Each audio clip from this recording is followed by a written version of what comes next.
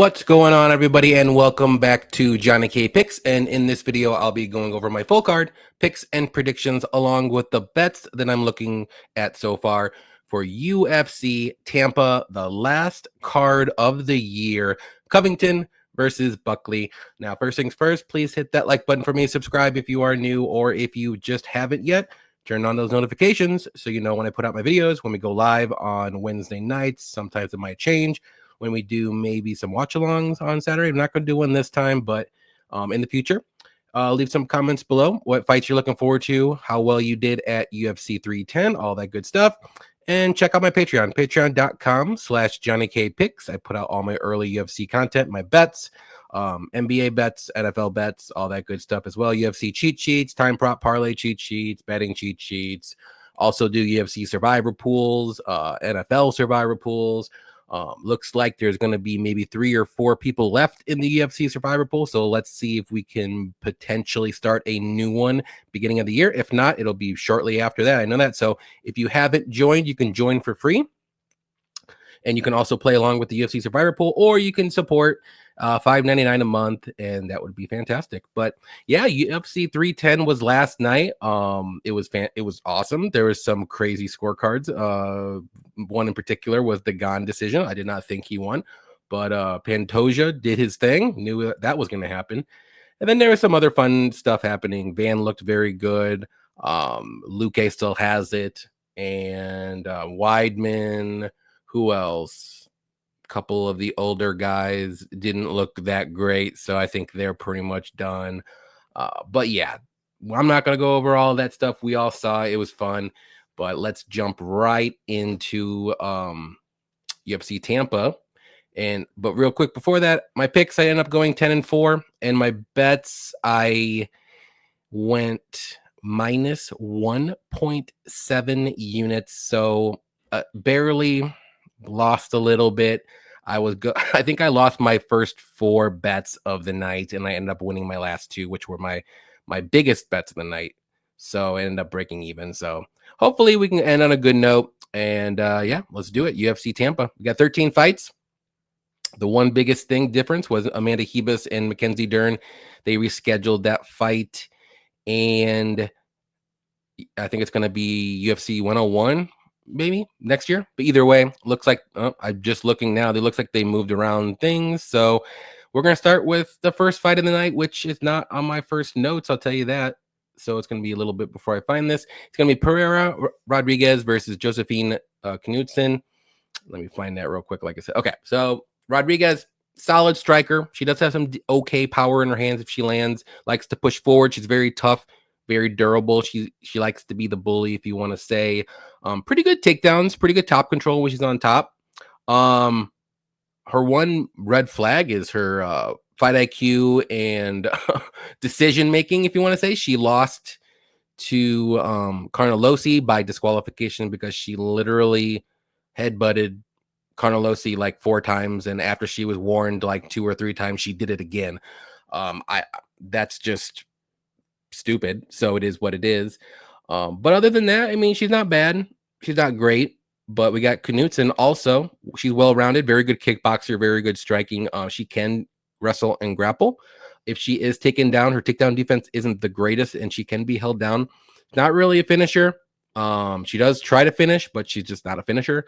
And she also does make some questionable decisions in the ring too. So this is a battle of questionable women's fighters that make questionable decisions, who really aren't finishers, that can grapple, that are okay strikers. So to me, this is literally a coin flip.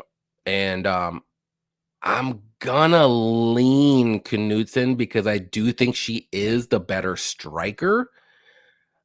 I trust her a little bit more. But Rodriguez has a chance to win this fight if she doesn't do anything stupid like intentionally headbutt Knudsen while she's on top, because she was dominating Carnelossi until that happened. And Knudsen, like, she barely beat Juliana Palastri. Some of these fights were very close, even so. I think this is a good fight for both women. but I'm going to lean Knudsen to win by decision. I think this is going to be a very close fight. I do think this fight goes over. I like that. You can maybe look at Pereira Rodriguez plus 3.5 spread. I think she could win one round. So I don't think Knudsen's going to come in here and get a finish and or dominate 30-27. So this will be a close back and forth, but I just think Knudsen will get the nod 29-28 or maybe even split. So we shall see what happens with this one. There's a lot of fights like this that are like two questionable fighters. We'll get to it. I'm going to say this a lot. Just want to let you guys know. Next one, Davy Grant versus Ramon Tavares. And yeah, let me get to there because I think this moves around. Davy Grant, powerful striker, tons of power in his hands, looping hooks that if he lands, it's going to crack and knock you down. Strong leg kicks. He throws everything with power. Solid grappling, pretty good wrestling, durable, pretty good cardio. We have seen him slow down a little bit in round 3, but that's only when he's throwing tons of volume. The one fight that I can remember off the top of my head was the what fight was that? Might have been not Yanez. I don't know if that name. It's Yanez to me, but it is Yanez. But yeah, he's pretty well rounded. He is getting up there in age. He's 38 years old now, so I will say he is getting some of these raw end of the deal split decisions. I thought he beat Yanez. Also thought he beat Daniel Marcos. So take that for what it's worth. But we got Ramon Tavares on the other side. Good striker, good power. He likes to throw tons of volume. Good boxing. He's a little hittable at times. We've seen it in the City fight. He got knocked out, but he looked pretty good against Cortavius. Also, I don't think he won that fight against City again, personally, but it is what it is. And yeah, I mean, he's a well-rounded guy, mainly a striker, good boxer. He's very tough, durable, but he can be hit. And takedown defense is just okay. This is a tough one for me. I don't want to fade Davy Grant because he's 38 years old, but that is something to taken apart here. But I'm going with Davy Grant one last time here. I know his record doesn't look all that great, but like I said, there's some of these fights where he won. It's been a year and a half since last time he fought. So I just think he can land the more powerful shots. He's got more experience. I like his grappling and wrestling a little bit more if he gets his fight to the mat. And I think this could be a good situation for him and a good matchup for him. So, but wouldn't shock me if Tavares gets this one done either. So give me David Grant to win. I'm going to say I'll say decision, but it wouldn't, like I said, wouldn't shock me again if it's going to be Davy Grant by knockout. So we'll see what happens. It's going to be a good fight. Next one we got is going to be Miranda Maverick versus Jamie Lynn Horth. And we just saw Jamie Lynn a little bit ago. But we got Miranda Maverick. If I can find where she's at on my notes. Miranda Maverick, well-rounded fighter, pretty good striking, good wrestling. Takedown defense isn't the greatest, but she's usually the one that's going to be shooting takedowns. Good cardio, very durable. Like I said, good grappling when she does get this fight to the mat. So she's very well-rounded. Sometimes with her striking, though, she's not very accurate at times. Sometimes you're just waiting for her. But if she does get this fight to the mat, which I do think she can and will, then that's where she goes to work. She's got good ground and pound and good submissions. Horth, solid striker, decent takedown defense. I would say she's well-rounded. She can wrestle, but she's more so a striker. Not really the greatest finisher either. She can, land some good punches. I know she fought, like I said, she fought recently against Ivana Petrovic, but that fight was pretty close. I did think Jamie Lynn Horth barely won, but it was very close. And if Miranda Maverick fought Petrovic, I think Miranda Maverick would win decisively. So I'm going with Miranda Maverick. Shocker here. I'm going to say by decision. It could potentially be a submission. I don't think Miranda's going to get a knockout by any means. So Miranda by decision is probably the safest bet. Like I said, if the over is decently priced, maybe you can look at the under just in case, but I don't think Jamie Lynn's going to get the finish. So maybe just do Miranda Maverick by submission or something like that. So Either way, I like Maverick in this fight. I think she wins this one pretty much 8 out of 10 times. So give me Maverick by decision. Next one is going to be a fun one. Miles Johns versus Felipe Lima. And like I said, I gotta find this one. John's well-rounded guy, very good boxing. He does have good wrestling. He has shown a lot of that wrestling as of late. Good cardio. We have seen him slow down a little bit earlier, and maybe like 4, 5, 6 fights ago. But ever since he moved camp, he's looked better with his cardio. He's durable still. He wins a lot of his fights if he does get the finish later in the fight. And yeah, I mean, he's just a well-rounded guy. And then we got Felipe Lima, who's very good. He's very well-rounded. We saw him, making his UFC debut against Muhammad Naimov, and he got the submission, which was a very good win for him. But he has good striking. He's got good submissions and grappling, as we saw in that fight. He's probably going to want to keep it on the feet. He's more so a striker. And, he's pretty durable. He's only lost once in his career. So like I said, this is going to be a close, tough fight. I'm gonna lean Miles Johns here. I do like his wrestling. I think he can stay safe if this fight does get on the mat, but on the feet, it's gonna be close. But where Miles Johns is at his camp at Fortis, he's gonna be shooting, and I think he also trains with what's his name, Trey Ogden. I forgot what that off the top of my head what that gym's called again. But Trey Ogden has very good game plans and a very good coach. And if he's with them again, if Johns is with him again, I like him a lot in this fight. I think he'll shoot the takedowns. He'll get the top control and just have a good, well-rounded game plan to win this fight. So very close fight. I could see Lima winning too, but I'm going to go with Johns to win by decision again. I don't see a finish. If there might be a finish, it might be Lima early, but I don't know. Johns is very durable. And as long as he doesn't slow down, I think he's going to win this fight. So give me Miles Johns to win this one. Let's see. Next one, Sean Woodson versus Fernando Padilla. And we got Sean Woodson, who's a very good boxer. He's got very good combos. He's very tall, very long for the division. He likes to stay at range. He's got pretty good kicks. He works the body very well. He can be countered at times. He we've seen him try to grapple, but he's going to be probably very good takedown defense, though. But I don't think this fight goes to the mat whatsoever. I think this will be a striking fight, but very good striker. We've seen him get dropped and rocked, but he gets back up. The one that rings a bell to me was the Luis Saldana fight. He got dropped, I think, twice early on, and he didn't get dropped again. And that fight ended up being a decision. So Padilla, though, very aggressive, powerful striker. He likes to push forward. He can be a little too aggressive at times. He does have pretty decent grappling and submissions. He does have good guillotines and chokes, but he's more so a striker, though. When he fought Kyle Nelson, he ran into a buzzsaw, the buzzsaw of Kyle Nelson, but he looked good against Luis in that fight, but I think that was a short notice fight.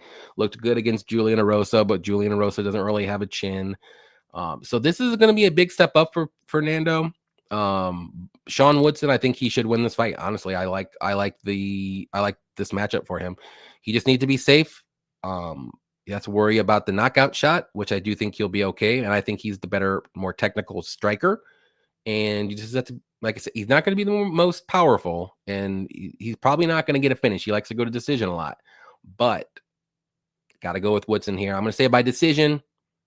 If there is a finish, it'll probably be in the third round for Woodson. But Padilla has that ability to have the first round knockout too. So something to think about, but Woodson by decision is the play for me.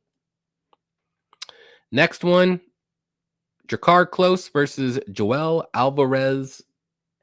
Fun fight here. Let me find it. Klose is a well-rounded guy. Very good boxing. He does have wrestling in his back pocket he can use, but he is more, like I said, more so a striker. Durable, good volume. His takedown defense is pretty good too. So that's very a key note in this fight. Takedown defense is very good. But yeah, he doesn't seem like he fights too much, but you know what? He has fought. He beat Silva, which is a good win. He was able to knock out Joe Selecki, which doesn't look too good anymore. But then Joel Alvarez, very good grappler, very good submissions. His striking is pretty good. He has got power. He's got good elbows. He's very long and tall for this division. He does struggle at times to make this weight, so that's something to think about if you're on the Joel side. This fight might not happen. His takedown defense isn't good, but he doesn't mind being on his back because he's very good off his back. He does struggle to get some takedowns to take this fight to the mat. So again, that's why I said Jakar Close has very good takedown defense, and Joel does not have the greatest wrestling to get this fight to the mat. But if the fight does get to the mat, he's very good. So this might end up being a very close fight, especially on the feet. And I know, like I said, Joel is going to have the big height and reach advantage, but Close has very good boxing, and he's a very good striker himself. So I'm going to go with Joel because I do think he's the more dangerous guy in this fight, whether it's on the mat or on the feet. But if Close is, if he stays very technical, he keeps it on the feet, he could win a decision here and just outstrike Alvarez and maybe land the better shots. So, like I said, going to go with Alvarez to win. I'm gonna say it. I'm gonna say it again. I think he gets a finish. I'll say that because I don't want to go decision again, but it wouldn't shock me if it's a decision. So give me Alvarez to win by a finish. I'll say like second round finish. Maybe he gets a club and sub, something like that, because I do think if he lands a good shot, maybe he can wobble Close or stun him a bit, and then guillotine or Darce choke happens right after that. So this will be a fun fight to see what happens. I don't agree with the lines per se. But if you are on the close side, you're just going to have to worry about, maybe the first couple rounds because Joel's very, very dangerous. So interesting fight here. Here's one of the fights where you just don't know who to trust and when to trust them, when not to trust them, when to fade them, when not to fade them, because you usually fade both guys. Michael Johnson versus Atman Azaitar. And see where they're at here. If I can find him. Yeah, there. Michael Johnson, very good boxer. He's got pretty good power in his hands. He has been shooting more takedowns as of late. He's got pretty good takedown defense. He doesn't really have the greatest fight IQ and or game plans. Very questionable moments. He wins fights that he shouldn't win, and he loses fights that he should win. Back and forth, as you can see here. This was a very close, weird fight against Darius Flowers, which he should have annihilated. He got brutally KO'd against Diego Ferreira. Mark Diakese, pretty good win there. Jamie Malarkey lost that fight, which was a little questionable there. But hey, this guy, I mean, he's 22-19. So then he got Atman Azaitar. So this guy's not really, he's coming off 2 KOs here, but he is a dangerous guy. He's a powerful striker. He's got pretty good boxing, likes to push forward, go for that knockout early. He tends to get into firefights. Takedown defense is pretty good. And that's really about it. Like, that's him. He wants to get in there. He wants to knock you out. And if not, he's going to get knocked out. So, again, it's hard to trust either of these guys. I do think on paper, Michael Johnson is the better MMA fighter overall, but how can you trust him to win a fight? I don't trust him to win the fight, but I have to make a pick, and I'm going to pick Michael Johnson. It's probably going to go against me. It is what it is, but I'm going to say he does find a finish. I think he's going to be able to use some of his wrestling in this fight, grappling. I think he needs to. Otherwise, he might get knocked out like he did against Diego Ferreira. So this is a weird fight to me. I'm not going to touch this fight whatsoever. I just don't trust anybody in this fight at all. So Michael Johnson, I'm going to say he gets a second round finish. Why not? I don't want to say decision. So, and we got the main card. That was a featured prelim. Interesting. Main card, Navajo Sterling versus Tuco Tucos. And let me find this one. So Sterling is making his UFC debut. We did see him on the Dana White Contender Series. He got that knockout in the second round, I believe, about 3 months ago. But he's a very good kickboxer. Grappling, we don't know really. He's kind of newer to MMA. He's been in just kickboxing. So he's one of those kickboxer guys that's moving up to MMA. So he's still a little bit of a mystery, but he does have likes to push forward, stays ranged. He's got good knees, good kicks as well. And we see he's got good power in his hands. So he did slow down a little bit in the second round of that fight. So that's something to take account of, but he was able to still to get the knockout. And we got Tukos. Last fight he did make his UFC debut. It was on short notice against Sai, but he's more so like a grappler, okay wrestling, okay top control. His striking is just okay. He's not really good anywhere. I wouldn't say he's horrible either, but on the regionals, like he's basically 9-4 on the regionals. That's not the greatest. And some of these wins, they're not the greatest either. So got to go with Sterling. He's going to be the way better striker for sure. If Tukos can get this fight to the mat, then maybe that changes, but not betting this fight. I would never bet Sterling here as a minus 500 favorite, but he probably wins this fight. I'm going to say by knockout. Tukos was just basically manhandled by Sai on the mat. So I think Sterling is going to probably manhandle him on the feet here. So, but not touching this fight. I mean, maybe if Sterling by KO is like plus money, sure, but it won't be because that's probably his path to victory, his only path to victory. So going with Sterling, like I said. Next one, Daniel Marcos versus Adrian Yanez. I don't like that name, but it is what it is. Sorry, guys. I gotta find. They just moved around all of these fights when I just did this. Okay, Marcos, solid boxer, good striker. He does have decent power. He's not really like a crazy finisher by any means, but he can knock you out. Good takedown defense, good cardio, very durable. I didn't think he won that fight against Davy Grant. That was a split. He was on his way to destroying Aori Kulang until they were exchanging groin shots, is what it is.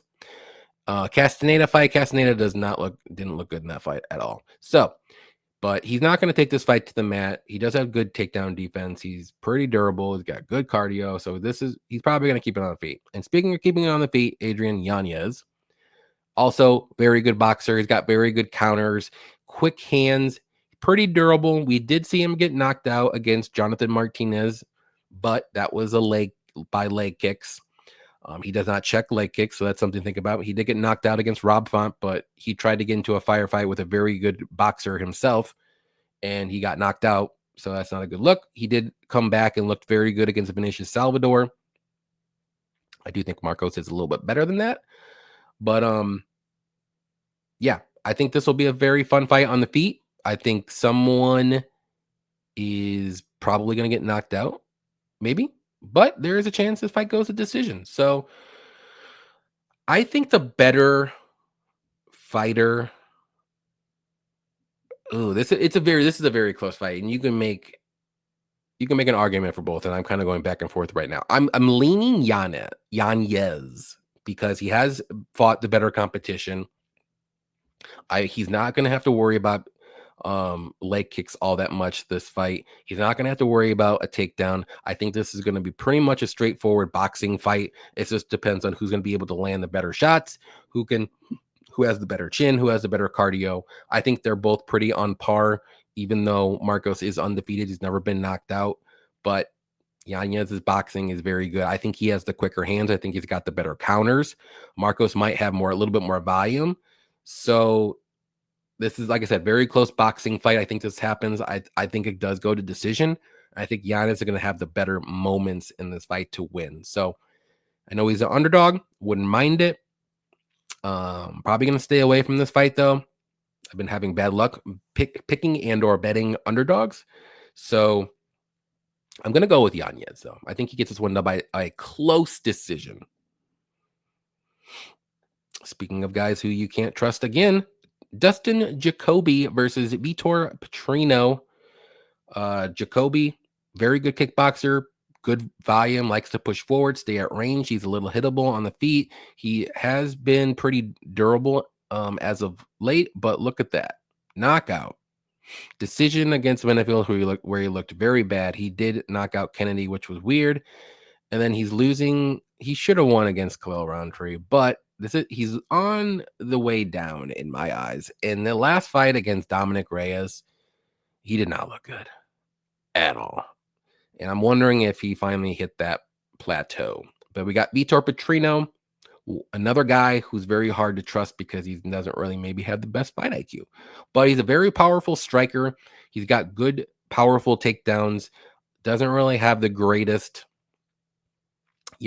submission defense, if you want to say, but he's very durable. He can slow down a little bit as the fight goes on, but we've seen in some of his fights too where he uses his grappling like Tyson Pedro. Very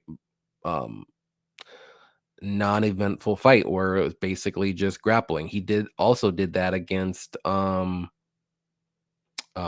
Turkov too, and a couple of these fights too. Like, you would think this guy wants to stand and bang. No, he's gonna go out there and use his wrestling and make it a boring fight. Which honestly, he could do this again, but he has nothing to worry about with Jacoby's submissions or anything like that. Jacoby's takedown defense isn't all that great, so I'm gonna go with Petrino.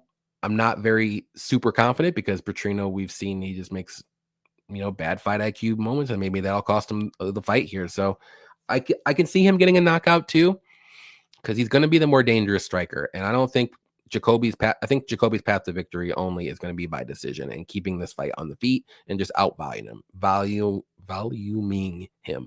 So Petrino has a little bit more ways to win. Maybe he can get the fight to the mat. Maybe he can get a knockout, and he's going to be landing the harder shots. So Petrino, I'm going to say by knockout. I think he does get the knockout. First or second round. Wouldn't shock me though if this is going to be a boring wrestling fight where Petrino just basically stays on top and lays some praise. So not betting it. Next one, Manel Kape versus Bruno Silva. This should be a fun one. We all know both these guys though. Kape, very good striker. He can be very explosive at times, and sometimes he can be very boring. He can wrestle, he can grapple, but he more than likely will probably keep it on the feet. He's very durable. He can get rocked at times, but he does stay on his feet. Sometimes he can be a little low volume. Sometimes he just lets the fights get a little bit closer than you would think or want if you have a bet on him. Then you got Bruno Silva, who's a very well-rounded, very good striking. He's got power in his hands, as we saw in his last fight against Cody Durden. He wasn't looking all that great until he got that knockout.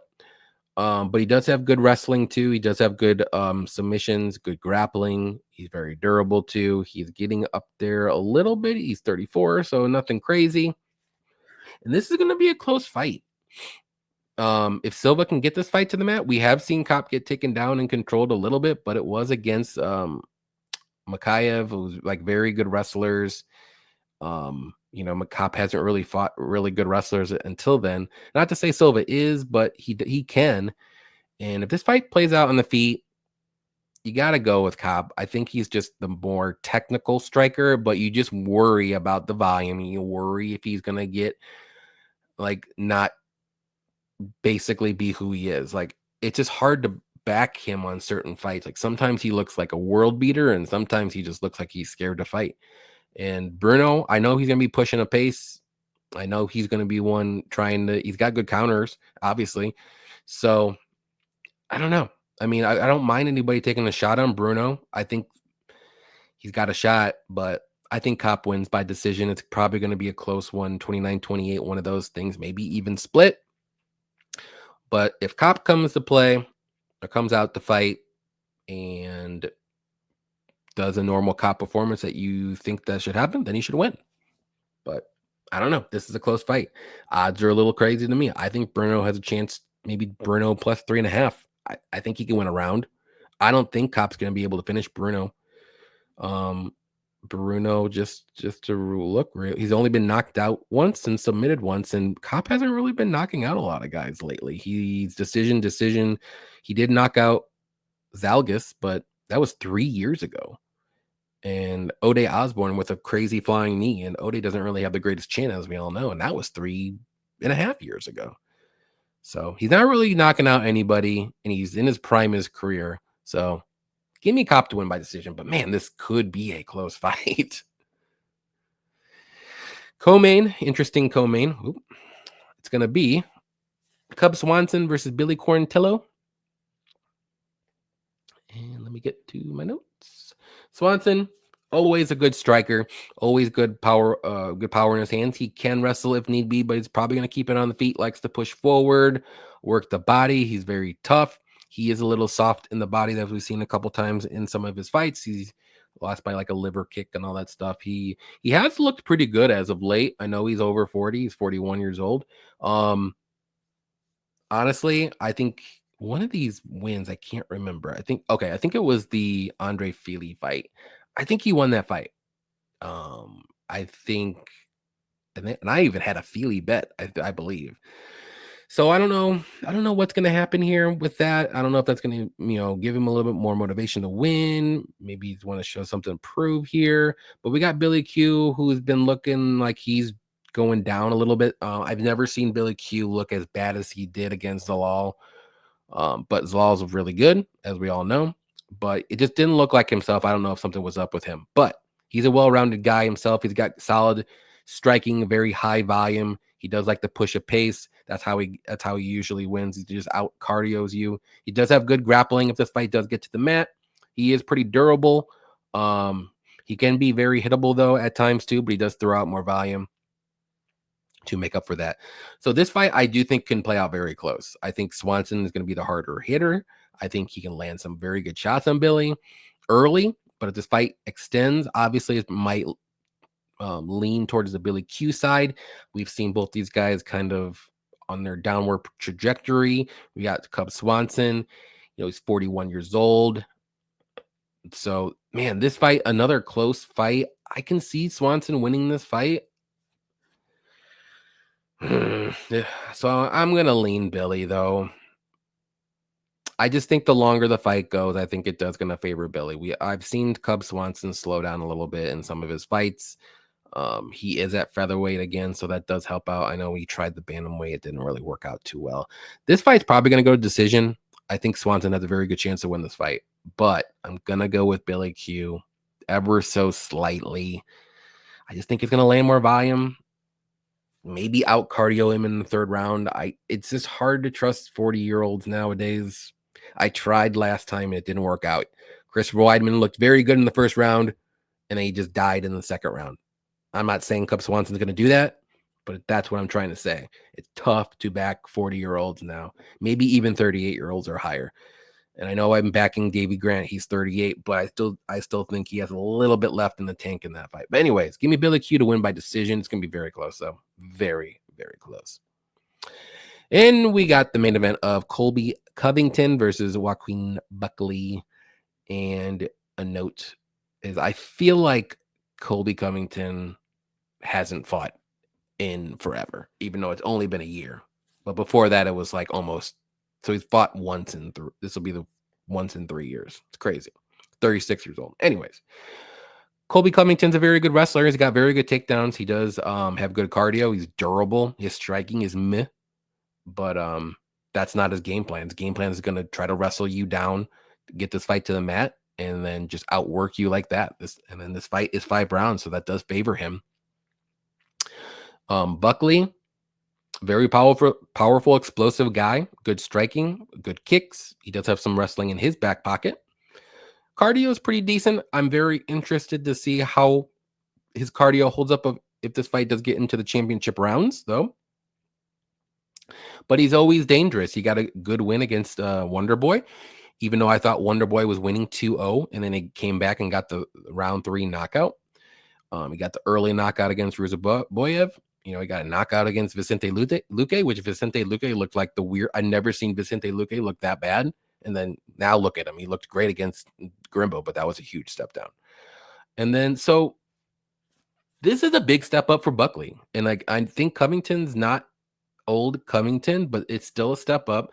And this is a big step down for Covington, because Covington's fighting challengers, champions, and Leon Edwards. Jorge wasn't really the greatest. Usman, he's fighting the top of the top guys lately, and Buckley's working his way up. So I think this fight can play out very close. Again, I think a lot of these fights will play out close, and I think some of these lines are way too wide. I'm picking Buckley, not confident. I think Covington has a good chance to win. The red flag for me with Colby is he just hasn't been very active. He didn't look great against Leon Edwards. I know Leon Edwards is not Buckley, but he didn't look good.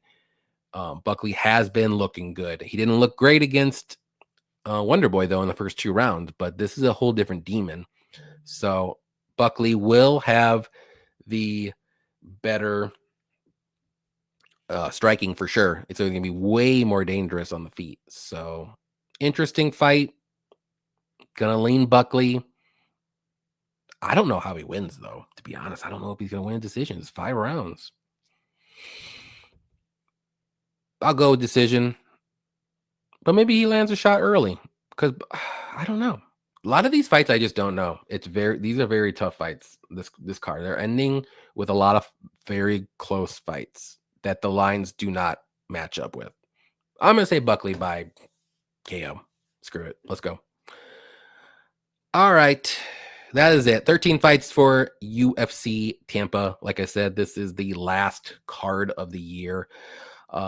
Thank you everybody for watching. Please hit the like button on your way out. Defend Your Units will be back on Wednesday nights. I know last week it was on Tuesday. It was my birthday on last Wednesday, so that's why it wasn't on Wednesday. It was on Tuesday instead. So we're back with 138 MMA Tyler. I'm gonna do that with him again. We're gonna run it back. We did hit our easy money parlay for Defend Your Units. So if you tailed us for that, you hit that. That was a pretty good plus money parlay there. And yeah, that's all I got for you. Like I said, throughout the big break for Christmas, I'm probably take a couple weeks off, maybe 3, maybe wait till January, maybe do some fun stuff before UFC starts back up. Maybe do like 1 to 2 videos after that. So just something to put out there, and I'll be itching after January 1st to do something UFC. So I'll take a couple weeks off, and then we'll go from there. But like I said, appreciate everybody watching for the whole year, all that good stuff, and hope we had fun. Check out my Patreon, blah, blah, blah, blah. And let's end on a good note. We'll go 13-0. Let's win about 10 units, and then we'll call it a year, and then we'll go start back up all over again. So take care. See you Wednesday night, and happy fight night.